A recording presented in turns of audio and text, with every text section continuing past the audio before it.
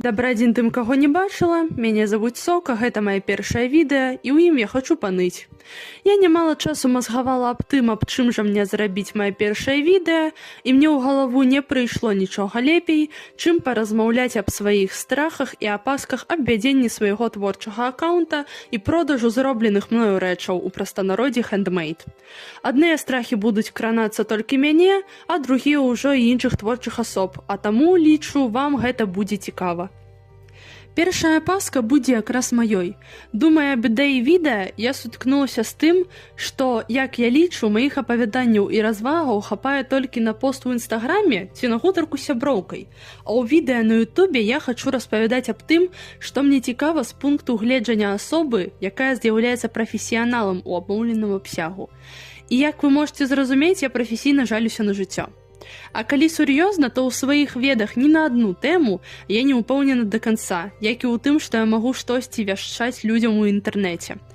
Мабыць, толькі пра сваю вучобу ў каледжы, але зараз гэта немагчыма, бо ў нас з гэтым усё строга. Так што я без намаганняў прыдумляю, што мне здымаць.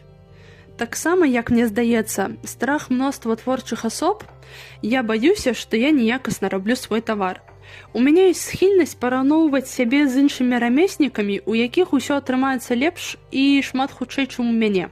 Я пачынаю заганяцца і раблю вынік, што я не мею права на штосьці спадзявацца, прадаючы свой тавар, бо людзі ўсё роўна будуць купляць у таго, у каго атрымаецца лепш і цана ніжэй.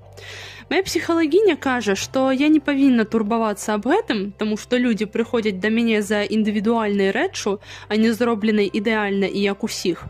Але я пакуль не ведаю, як к гэтаму адносіцца. Дарэчы, аб гэтым. Думаю аб тым, якія цэны мне ставяць на свае фенічкі. Я пакуль што гавару толькі пра фенічкі, таму што астатнімі таварамі я не пачала яшчэ займацца. Я праглядала профілі іншых хендмейд-майстароў, пераважна з Беларусі. І што б вы думалі? У тых, у каго ў профілі ўвогуле ёсць цэны, яны настолькі маленькія, што матэрыялы, з якіх зроблены іх бранзалеты, каштуюць больш, чым самі гэтыя бранзалеты.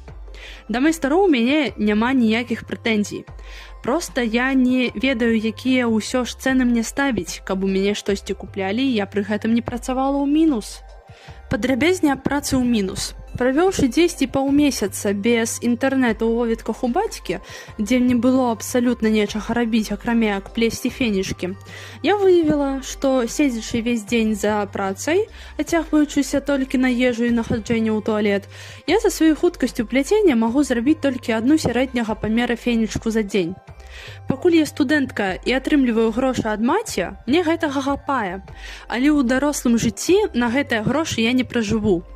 Мяне гэта напружвае, хоць я і ведаю, што такое было ёсць і будзе на першых парах у любых творчых асоб. І апошні пункт, які я ўжо згадала, гэта тое, што я марудна пляту. Я няшмат бачыла працэсаў пляцення сваіх калег і заўважыла, што ўсе яны плятуць вельмі хутка і ў працэсе могуць адцягвацца на прагляд фільма ці серыяла. На жаль, я пакуль так не магу.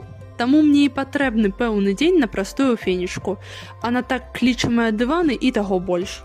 Безумоўна, за той час, пакуль я пішу сцэнарый да гэтага відэа, я думала аб гэтых праблемах і для некаторых з іх знайшла тэарэтычнае рашэнне. Гэтым відэа я больш хачу з чагосьці пачаць развіваць свой YouTube-канал і знайсці аднамыснікаў. Усё, да пабачэння, усіх